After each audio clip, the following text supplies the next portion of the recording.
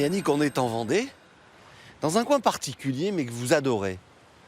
Pourquoi la Guittière, pourquoi ce port ostréicole vous est si cher?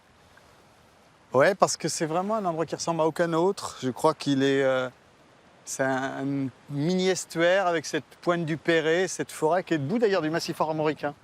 Bon, je suis venu beaucoup étant petit, ado, puis après avec mon amoureuse.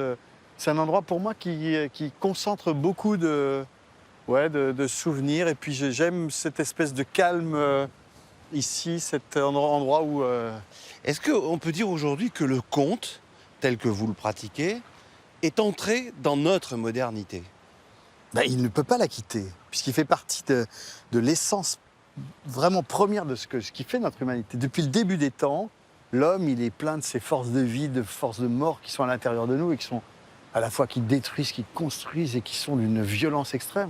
Pour supporter ça, l'humain, il a inventé des histoires, il a déroulé des histoires pour donner du sens à sa vie. Et les histoires sont là depuis le début, elles seront là jusqu'à la fin. Donc c'est même pas une question de modernité, c'est comme le soleil. Et il chauffe tous les jours différemment. Et les contes ont cette vertu-là, c'est qu'ils doivent se régénérer. Par contre, aujourd'hui, l'idée du conteur est un truc ringard. Par contre, on dit de tel écrivain qu'il est conteur, on dit de tel cinéaste qu'il est conteur. C'est quel merveilleux conteur. Mais le conteur, ça c'est un espèce de pléonasme qui annihile tout. Et comment il faudrait vous appeler alors? Alors, je me suis battu pendant des années pour trouver autre chose. Le conteur rock, on ne peut pas rester conteur rock toute sa vie. Non, je confirme. Et puis après, voilà, j'ai essayé de retrouver ce nom-là, j'ai essayé de m'appeler d'autres noms. Je suis un homme de scène qui utilise une matière qui est extraordinaire, qui est celle des histoires. Oui, parce que cette communauté, alors on va dire des colporteurs, même si ça paraît un peu ancien, ou des diseurs d'histoire, elle a besoin de se marrer. Elle a besoin de faire la fête. Et vous faites la fête, vous, depuis des années, à Pougny-Risson. C'est dans les Deux-Sèvres.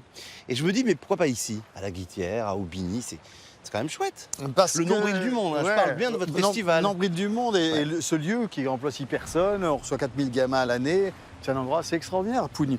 C'est une vraie aventure, une utopie culturelle. Mais j'aurais jamais pu le faire en Vendée. Nul n'est prophète dans son pays. Et en Deux-Sèvres, j'ai trouvé un accueil. J'ai trouvé quelque chose... donc j'ai pas pu le faire ici. Et peut-être tant mieux. Le décalage est bon pour un nombril.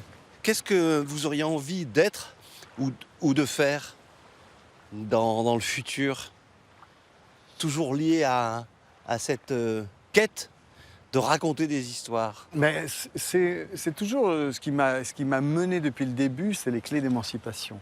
Et qu'elles soient avec la langue, parce que c'est un outil de résistance finalement à l'uniformité, mais aussi avec les contes, parce que c'est un endroit où on te dit ne sous-traite pas ta vie. Tu as les outils en toi. C'est toi qui prends ta vie en main. Je trouve ça fondamental, tous les éléments de libération de l'humain, quoi. Et cette parole symbolique des contes, cette chose qui va chercher dans notre mémoire profonde, ancienne, qu'il faut réactionner pour la rendre vivante aujourd'hui, subversive, active, saisissante. Moi, ça m'intéresse et j'espère que je serai capable de faire ça jusqu'à la fin de mes jours.